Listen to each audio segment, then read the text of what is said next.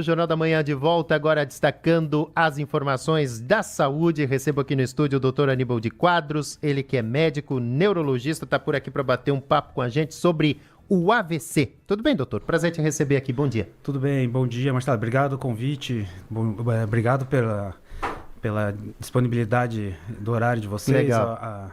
A grande chance aí da gente estar conversando desse assunto muito importante aí, que é o AVC, Inclusive, doutor, o AVC é uma das principais causas de morte e, além da morte, de incapacidade no Brasil, né?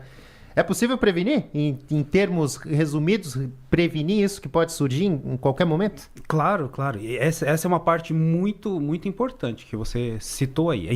É muito possível prevenir. Existe uma grande possibilidade. Acho que essa é o grande tópico do AVC. Por ser uma doença já difícil de tratar depois que ela está instalada, né? Então, assim, claro, existe tratamento para o AVC depois que o AVC já aconteceu, mas também é uma doença que é possível prevenir, então, com todos os fatores de risco. Então, assim, como você falou, assim, a grande importância, né, do AVC, uma doença que mais causa incapacidade, voltando ali, que é o que nós estávamos conversando, né? É a maior causa de mortalidade do Brasil, né? Então, o grupo está no grupo das doenças cardiovasculares circulatórias, onde basicamente se divide duas doenças principais, que é o infarto do coração e o AVC. E o AVC ganha por um pouco na estatística do Ministério da Saúde, né? Ganha por um pouco do infarto agudo do miocárdio. Claro, existem alguns grupos de anos ali que o infarto estava um pouquinho na frente, então existe uma... Varia conforme o ano, conforme né? o ano.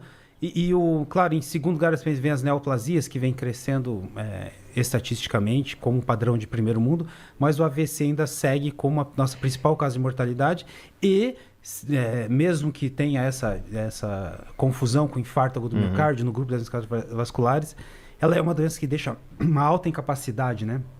Então, sim, o AVC, ele realmente é uma doença das principais. Eu gosto muito de falar, assim, existem alguns termos, os americanos chamam de stroke, né? Que é um termo quase como apoplexia, um termo difícil. Sim.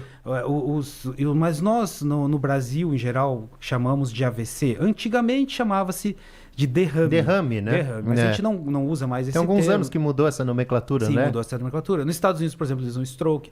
Mas no Brasil, o acidente vascular cerebral também é um termo complexo, assim. Mas eu gosto, assim, do termo que é o acidente, porque ele mostra um quadro súbito, né? Então, ele é uma o acidente ninguém espera, né? Exatamente. Eu acho que é esse, ele pode acontecer a qualquer momento. Mas né? também, como todo acidente, se a gente pegar os acidentes automobilísticos, de trânsito, né? Eles são preveníveis. Sim, né? Você não sim. tem como dizer assim, um acidente aconteceu claro, pode acontecer por um grande infortúnio, mas o AVC, ele é uma doença prevenível, como você citou. Então, passa-se principalmente por uma das principais doenças dos brasileiros, né? Que 1 a cada 4 brasileiros, aproximadamente, é acometido pela hipertensão arterial. Então, o controle da pressão arterial, né? O excesso de comidas salgadas, industrializadas, além dos fatores genéticos, o fator da falta de atividade física, o sedentarismo, o sobrepeso, levam à hipertensão. Então, a hipertensão talvez seja o grande causador de AVC, né? De acidente vascular cerebral. Então, a prevenção com um bom controle de pressão arterial, isso passa-se por um problema da sociedade, né? Eu acho que começa desde das prefeituras municipais, das unidades de saúde, da informação das pessoas, da conscientização sobre a hipertensão. Então, a hipertensão é um dos fatores. Claro, nós estávamos conversando, pode ter 5, 10, 20 fatores de risco para o AVC, mas a hipertensão é a principal. A diabetes também, como uma outra grande doença da nossa sociedade. Nós temos o cigarro, o colesterol, a dislipidemia, que a gente fala, o tabagismo ainda, infelizmente, muito presente no nosso meio, as próprias, o alcoolismo, então o excesso, o sedentarismo, a falta de atividade física, e um outro grande problema da nossa sociedade moderna também é o sobrepeso, né? Então a obesidade são são caminhos, digamos, né? Que podem culminar com AVC, né? Doutor, outra informação muito importante, um dado, uma estatística, né? Claro, estatísticas existem, estão aí, mas os números eles assustam porque cada vez mais pessoas jovens, aí na faixa entre os 18 e 45 anos de idade, por exemplo, no último ano os casos aumentaram 15% nessa fatia da população. O que ajuda a explicar isso aí, hein? Na população jovem, um pouquinho diferente, só para ter clarear, né, um pouquinho, o AVC ainda é uma doença né, um grande fator de mortalidade de pessoas idosas, assim, acima dos 60 anos, certo. né? Mas nessa população mais jovem, nós também vemos um crescimento. Existem duas possibilidades estatísticas. Uma é o aumento de conscientização, que a gente está fazendo aqui, né? Uma melhoria no diagnóstico, uma melhora de acesso ao tratamento. Mas também, nos jovens, a gente tem um grande crescente associado a doenças infecciosas, né? Com o advento da AIDS, um aumento novamente de casos de sífilis, são as famosas doenças infecciosas, mas também na população jovem nós entramos algumas outras questões, por exemplo, drogas. Então a gente pode citar assim as drogas mais pesadas, né? Então, doses de abuso podem ser causadores de AVC. Existem alguns fatores genéticos, né? Na nossa população, por exemplo, a gente sabe que a raça negra, em geral, ela está associada a uma maior probabilidade de AVC. Então, o Brasil é uma população mais sujeita a isso. E existem na população jovem algumas outras condições, como, por exemplo, doenças sanguíneas, doenças cardíacas já pré-existentes, que a pessoa nasceu congênitas, né? A pessoa teve algum problema e isso pode ser ocasionado do AVC. Mas em geral claro, mas a gente também está tendo problema dos jovens, menos atividade física, obesidade, que a gente vê num crescente no Brasil. Mas, de forma geral, são maneiras diferentes de a gente ver. Felizmente, no jovem, ela se torna uma doença mais incomum, rara, incomum, né?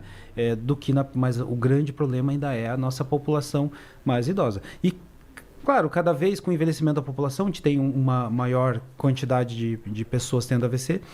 Mas também a gente vê, como você bem sentou, a gente está vendo cada vez pessoas mais jovens, em torno dos 45, 50, 55 anos.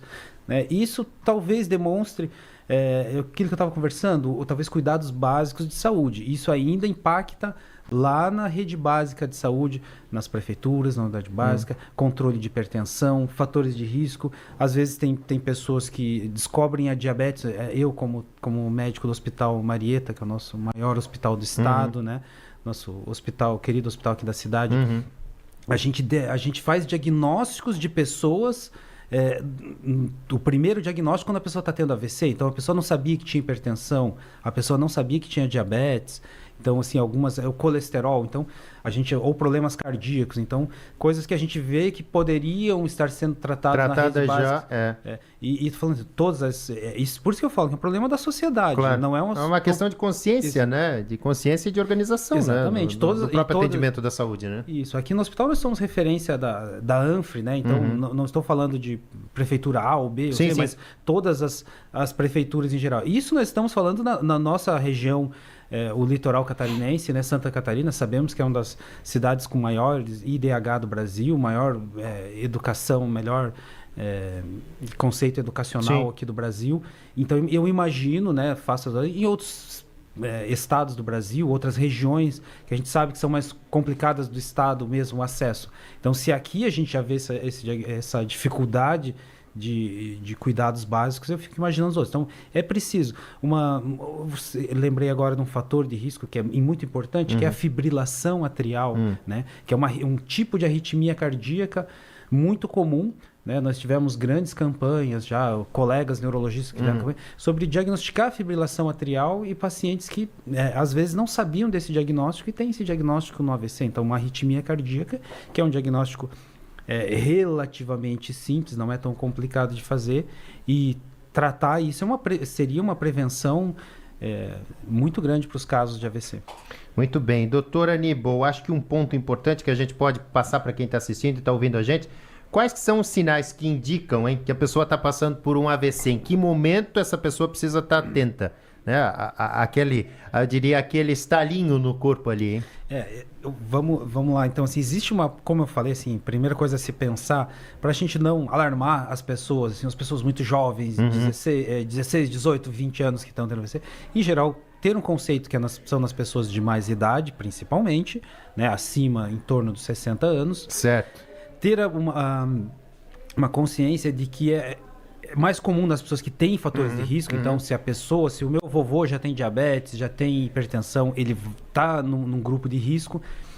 E vamos lá, acho que o principal conceito que eu sempre bato nessa tecla é ter um início súbito, uma coisa que você começou abrupta. Então a pessoa estava tomando café e aconteceu, a pessoa estava almoçando, fazendo aquilo, a pessoa estava bem aqui conversando e de repente começou os sintomas.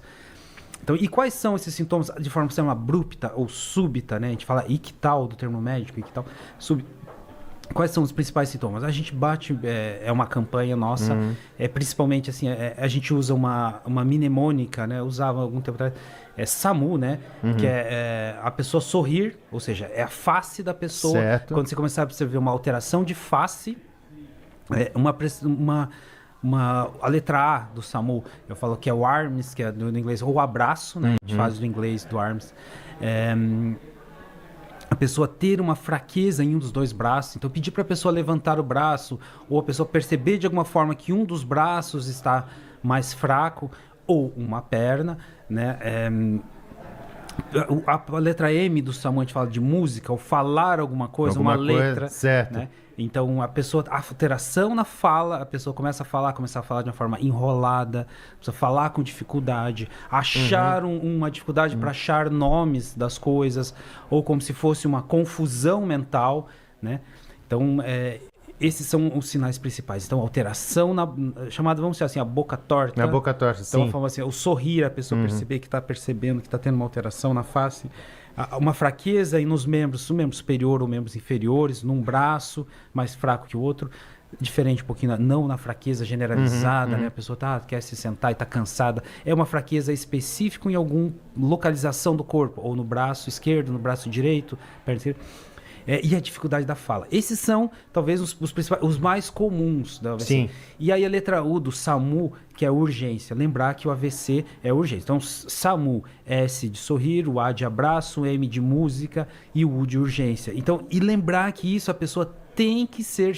É uma emergência. Precisa chamar o SAMU ou levar esse paciente imediatamente ao hospital. Há um serviço de alta complexidade de emergência, né? Não é uma coisa para a pessoa levar no postinho de saúde, na unidade básica de saúde, né? Ou ligar para o seu médico de confiança. Não, é uma emergência. Encarar aquilo como se fosse um acidente de trânsito, lembra que a gente falou do acidente, né? Entender que assim, aquilo precisa levar, você não pode levar a pessoa para o postinho. Então, por isso que a gente fala que é o SAMU que atende. Então, o serviço das ambulâncias tem que ser levado. Assim. Atendimento móvel de urgência. Ou se a pessoa está tendo uma dificuldade, o SAMU atrasou, seja por N motivos, ou a pessoa não consegue, não tem acesso, está numa região longínqua, ela precisa ser transportada ou aqui em Itajaí nós temos o CIS, que é o UPA 24 horas, mas preferencialmente esse paciente já pode ser encaminhado direto ao Hospital Marieta ou o maior hospital da sua cidade.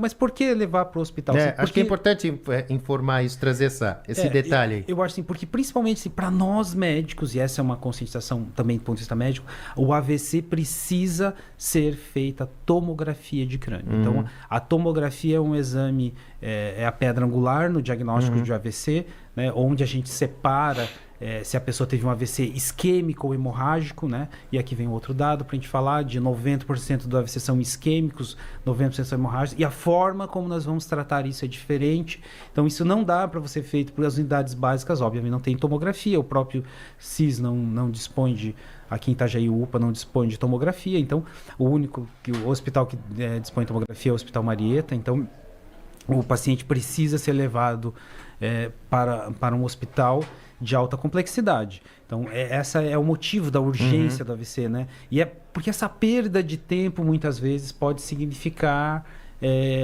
uma piora muito grave no quadro, um atraso no tratamento, né? Ou mesmo no diagnóstico do paciente. Muito bem. Doutor Aníbal, obrigado pelo papo. Tá aí dicas importantes, então, para a nossa audiência. É importante que as pessoas estejam alertas, né? O cuidado, a atenção, nunca é demais, né? Não, nunca é demais. Nós temos que manter acho que essa função que vocês têm aqui na imprensa é muito importante, informar as pessoas, conscientizar a pessoa. Eu acho que assim, esse dado da gente trazer que é a principal doença do Brasil, de uma certa forma, que mais afins o brasileiro, tomar a consciência da população, torna as pessoas mais conscientes, né? Acho que isso é muito importante, que a gente está fazendo aqui. Muito bem. Encontra o doutor onde? Quem tiver interesse em consultar, em buscar informações aí? Eu atendo no consultório particular, na clínica Neurovitale, com Y no final. Eu sou o chefe de serviço de neurologia do Hospital Marieta, onde a gente tem uma equipe de outros médicos neurologistas, né? E eu também sou médico funcionário efetivo da prefeitura já há 20 anos.